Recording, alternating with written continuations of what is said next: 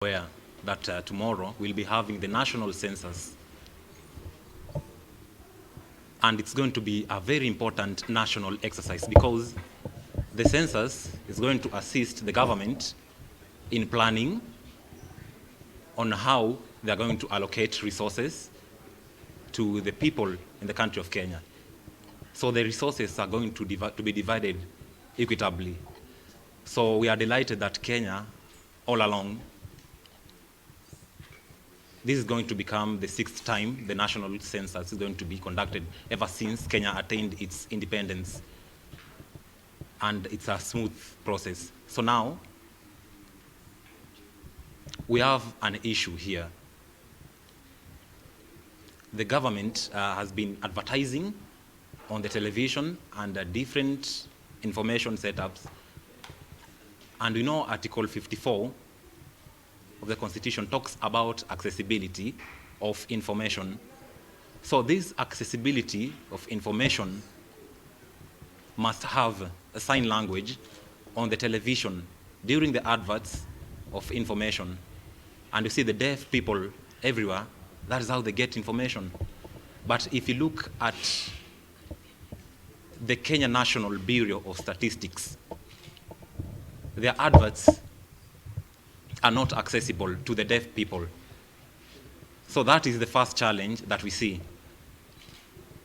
And again, tomorrow at around 6 p.m., we are going to begin the national census. So the enumerators, when they'll be knocking the doors at night, so most deaf people at night will not hear when the doors will be knocked. So our houses do not have the flashlights, do not have the bells. So if a person comes to knock at the door, so it will be impossible for a deaf person to hear what will be happening outside there. So this one shows clearly that the government is going to leave out 5% of persons in Kenya who are deaf. So it's important to include the deaf people so that accessibility is there. So that means when census is going to be conducted, then information is going to reach to every person in this Kenya. But if it's going to happen at night, but we do not have the lights that signify the person is outside, because you use the lights for communication. So once you enter the house without the lights, how will you get the information? How? So this is a big challenge that we have. So the government must liaise with the Kenya National Association of the Deaf. They need to have a meeting to discuss this issue so that we give them a solution, because we have not received any report so far. So we cannot help. So right now, this is the last minute. The government says they are going to penalize any person who is going to give inaccurate information. They are going to be fined 500,000 Kenya shillings. Or they are going to be jailed for 1 year. But my question is, if the enumerators themselves do not understand sign language, how are they going to get accurate information? So who is going to be tasked with that responsibility?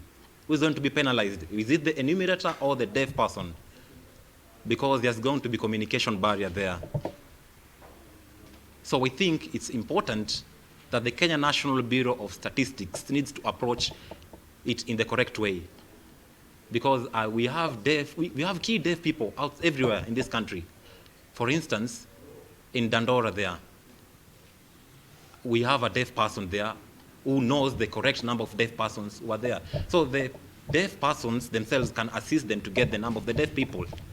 But the enumerators will just come and they say that please do not lock your doors.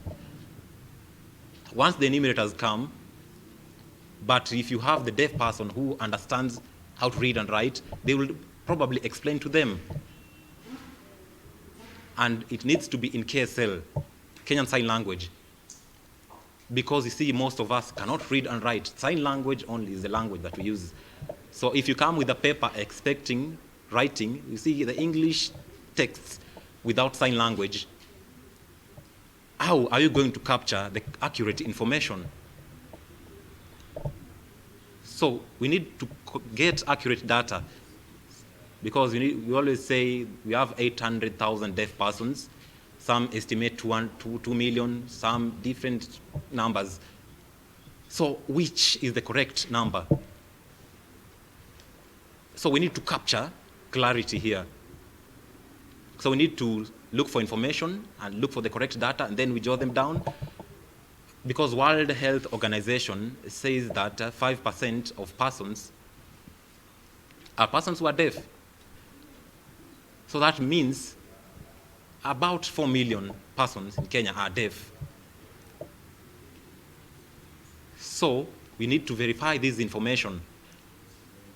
Otherwise, you're going to seclude the deaf people from this exercise. So the approach that has been done is very wrong, and we feel that we are not going to be captured well in this exercise.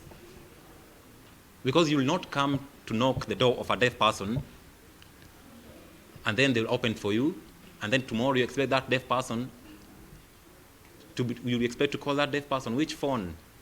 Because you need to explain, because when you call them, they're not going to call you back. So we must have the correct approach of doing things.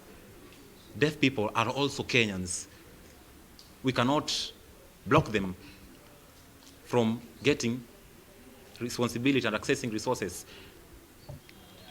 So we do not have the correct data. So in the year 2009, I was just sleeping, and then the person will just come and open the door, and then they'll just come and count people. When I see someone saying that we have see a deaf person there, sometimes they will go away. So in the morning, they will just write whatever they have counted. If me, as a person, was not counted, what about the people in the villages and the remotest parts of the country? So we usually have some small alarms. So how are we going to communicate with the deaf people if it is not accessible? Because we depend on light for communication. And in the persons who are deaf in the village must also be captured. We must capture the correct information. So you need to involve us in these activities. We must be involved. So I think that is the key issue. That is why we invited you here. So we are requesting the Kenya National Bureau of Statistics to listen to the plea of the deaf people, because I know we have the wider variety of persons with disabilities outside there, because they rely on audio information they can hear. But now for the deaf, we must use sign language, because sign language is what is going to make the deaf people be included in this national census. So that is how the Kenya National Bureau of Statistics is going to achieve this goal. So I think I'll invite other members to say something. Okay. Challenge. In the Washington group of questions, we have the questions that are, do you have a problem with hearing? Are you deaf? Are you hearing? So if it is not clear for the deaf people, that means they will get some of those questions being very hard. So some of them will be asked the wrong questions. And also how are they going to be counting me? Also need the quality information, whether Kenya National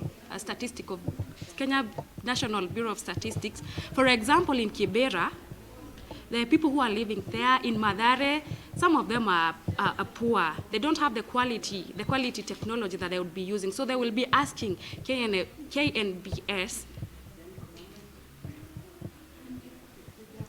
how they are going to get in the deaf person and how they are going to be counted. And maybe it's not going to benefit the people in the country. So the objective, the Vision 2030, how are you going to achieve that? And you're going to be leaving out on other people. So we must make sure that the deaf people have been counted and have been given the correct number. And as you achieve about as you plan about the finances, how are you going to be allocating money for the deaf people. How are you going to know how many deaf people are there? How many are going to be accessing the help? Those are the questions that are going to be dependent, and how specific are they to be. Kenya National Statistical Bureau is supposed to be supporting us for us to achieve the right information. Thank you. I want to summarize. Oh, sorry. I want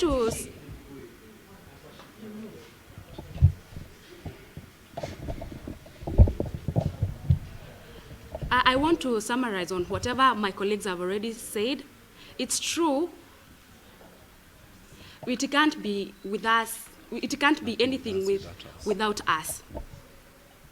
I think they need to use, KNBC needs to use the right information from the deaf people. Remember, not only the deaf people are affected, we also have another group of people who are there, who are not even aware. We have the deaf blind people.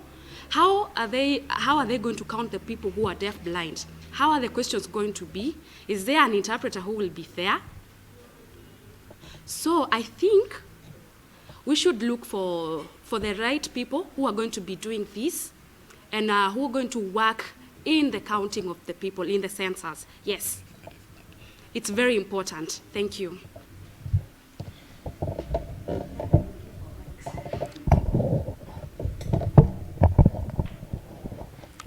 As I think all of us are aware about Article 7, 3B of the Constitution. It talks about Kenyan Sign Language as a language. And we have the official languages. We have 3 official languages. That's the English, Swahili, and the Kenyan Sign Language. But right now, as we see the census is taking place, all the information is done in English. So that means the Constitution has already been contravened. The Constitution is not being followed. So that is, I see a situation whereby the Kenya deaf community, like all of them are going to be imprisoned. Then maybe the government needs to go to the prison and count the number of deaf who have been imprisoned. I think that is what is going to assist the government to understand that we have the deaf people, how many deaf people we have in the prisons. Because already the law will have been broken, will not have the correct information. So with that, I think we must make sure that everything is done in the correct manner. We hear about the SDG. We already know that. We know the 17 goals of the SDG. We also have the United Nations Conventions of the Rights of Persons with Disabilities. We also have the Disability Act. So all these are legal instruments that are very, very clear on how to provide accessible and equal services to persons who are deaf in Kenya. Public participation under Article 10 has not been achieved. The deaf community are not always included in decision making, which truly is in contravention of the Constitution. So this is an issue that people must know. So I'd like to thank members of the media for coming and assisting us. So we need to sensitize the people in Kenya to take these issues seriously, because I believe the Kenya National Bureau of Statistics. Asante sana kwa swali lako. Tuliandika barua, tukapatia Kenya National Bureau of Statistics, na tukawauliza tuwe na mkutano. Na tuliandika kitambo sana, nafikiri miezi 2 zilizopita. Lakini tulikutana na mkurugenzi huko. Mkurugenzi alitueleza kwamba ni lazima tukutane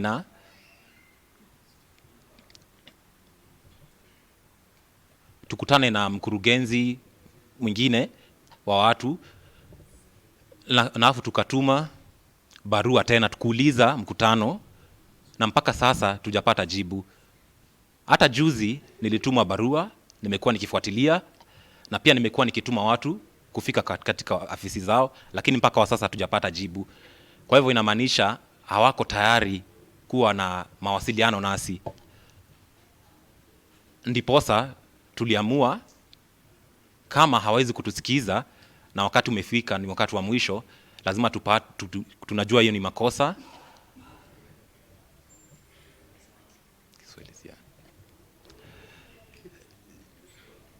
Si vizuri kutuonyesha kuwa wametutenga, kwa sababu serikali ya Kenya lazima ijaribu kufanya kazi na watu wote walio na ulemavu. Lakini kama walipata barua, hawa wanafikiri ni kitu kidogo sana na wakachana na barua. Na vile mkubwa amesema, walituma barua. Hawakutuma jana, walituma miezi 2 zilizopita. Kwa hivyo hii maneno ya kuandika barua ilianza miezi 2. Kwa hivyo walitutenga katika barua. Sasa wakati imefika unataka kuhesabu watu, walitutenga pia mpaka saa hizi. Kwa hivyo ni vyema wakubali barua yetu na watuite, watueleze nini watafanya ili tutatue shida hiyo. Lakini kama wametutenga, inamaanisha wakati watafanya hesabu wa watu, pia sisi watakuwa wametutenga, lakini sisi tutafungwa. Kwa hivyo makosa ni nini? Lazima wakubali kile tunachotaka, watusikize, wasikize masikitiko yetu, alafu tunaweza endelea pamoja. Kwa hivyo natumai wakati tutahesabika lazima tujumuishwe hapo, lakini tukitengwa na tulituma barua miezi 2 zilizopita, si vyema. Lazima hiyo ibadilike kwa sasa.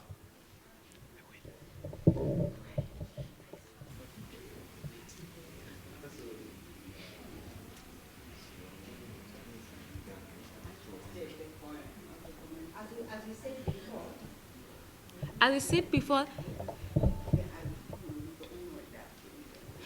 we need a deaf person who knows where the deaf people live. Number 2, the deaf people cannot read the Washington group of questions. They need somebody who can interpret for them to understand somebody who understands and explain to them using the basic sign language. In that way, they'll be able to have the right information.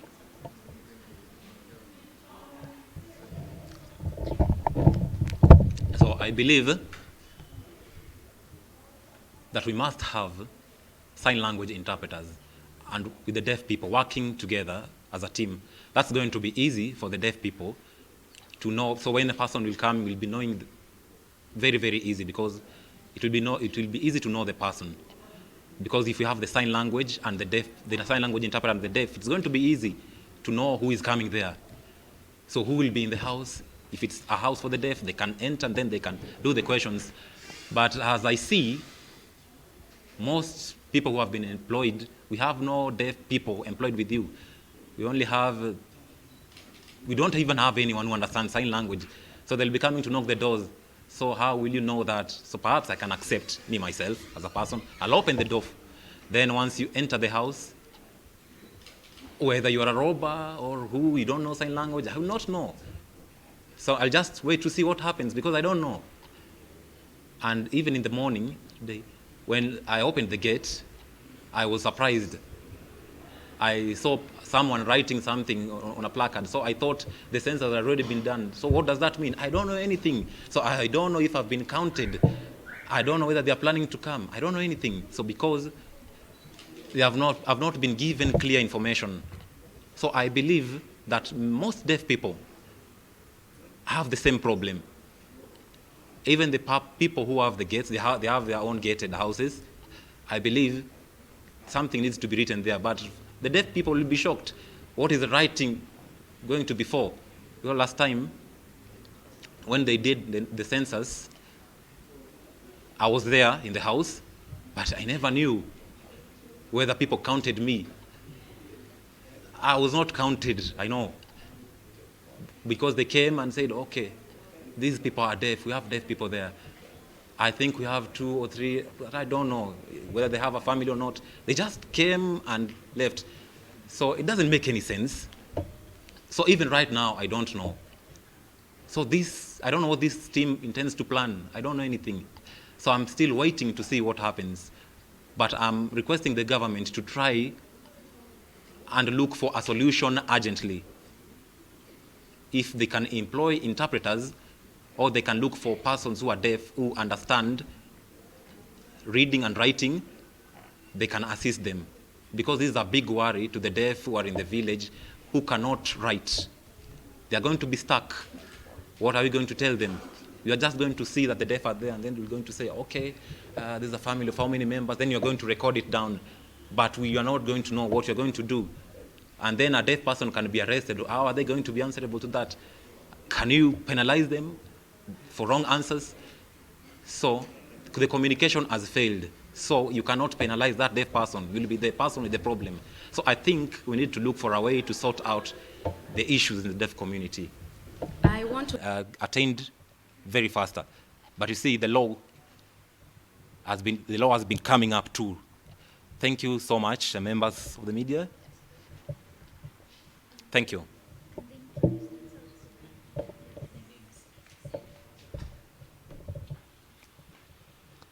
So my name is Nixon Kakiri. I'm the national chairman of the Kenya National Association of the Deaf. The Kenya National Association was set up in the year 1987. Up to now, we have been focusing on advocacy for the rights of the deaf people. That is why we also have Kenyan Sign Language in the Constitution. That is part of the work that we do to ensure that we use sign language in an accessible way. My name is Washington Akaranga. This is my sign name. So I work with the Kenya Sign Language Research Project here at the University of Nairobi. But a sign language project has partnered with the Kenya National Association of the Deaf to work together, because we cannot work in isolation. We need to be together. Thank you. So my name is Margaret Adhiambo. I'm a teacher by profession and also a member of the Kenya National Association of the Deaf. So my name is Ashura Michael. This is my sign name. I'm a board member in the National Council for Persons with Disabilities. I'm also a member of the Kenya National Association of the Deaf. Thank you.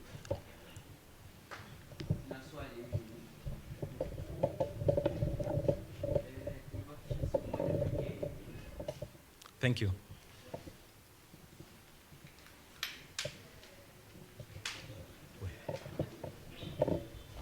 Twende.